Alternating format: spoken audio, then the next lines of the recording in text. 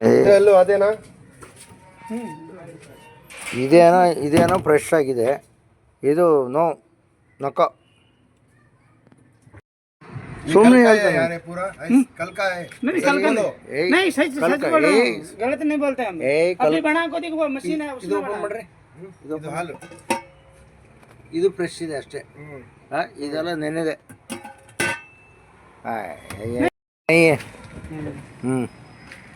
ನೋಡ್ರಿ ಇವ್ರು ಇರ್ತಕ್ಕಂಥ ವಾಸದ ಮನೆ ಇದು. ಇಲ್ಲೇ ವಾಸ ಇದ್ದಾರೆ. ಇಲ್ಲೇ ಇದ್ದಾರೆ ನೋಡಿ. ಇದೇ ಇವ್ರ ಮನೆ, ಇದೇ ಇವ್ರ ಗಾಡಿ.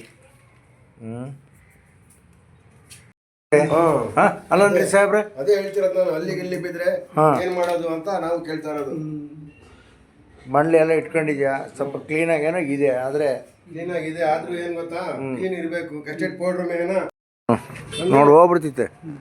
ಇದು ಇಡಬೇಡ. ಇದನ್ನು ಆಯ್ತಾ, ಚೇಂಜ್ ಮಾಡ್ಕೊ. ವ್ಯವಹಾರ ಮಾಡ್ಬೇಕಾರೆ ಚೇಂಜ್ ಮಾಡ್ಬೇಕು.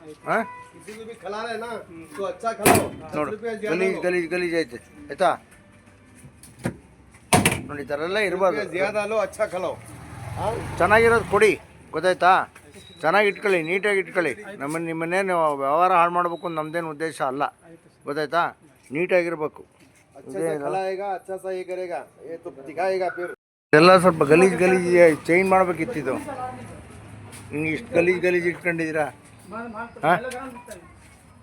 ಇದೊಂದು ಸ್ವಲ್ಪ ಶೆಡ್ಜಿ, ಇದು ಬಾಕ್ಸ್ ಯೂಸ್ ಮಾಡಬೇಡ.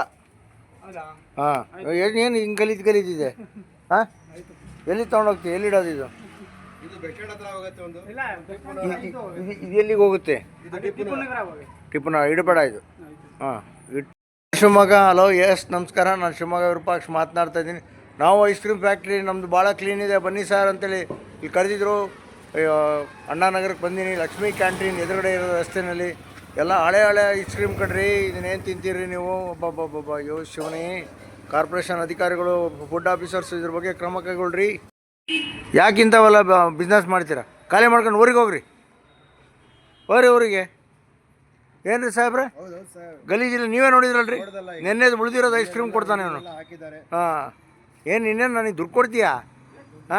ಮತ್ತೆ ಕಾರ್ಪೊರೇಷನ್ ಆಫೀಸರ್ಸ್ಗಳಿಗೆಲ್ಲ ಇದೇನಿದೆ ಗಲೀಜ್. ಇಲ್ಲೆಲ್ಲ ನೀವು ಗಾಡಿನೆಲ್ಲ ಇಟ್ಕೊಂಡು ನೀವು ಹಿಂಗೆ ಐಸ್ ಕ್ರೀಮ್ ಮಾಡಿದರೆ ಯಾತಕ್ರಿ ಇದ್ದೀರಿ ನೀವು? ಹೌದು.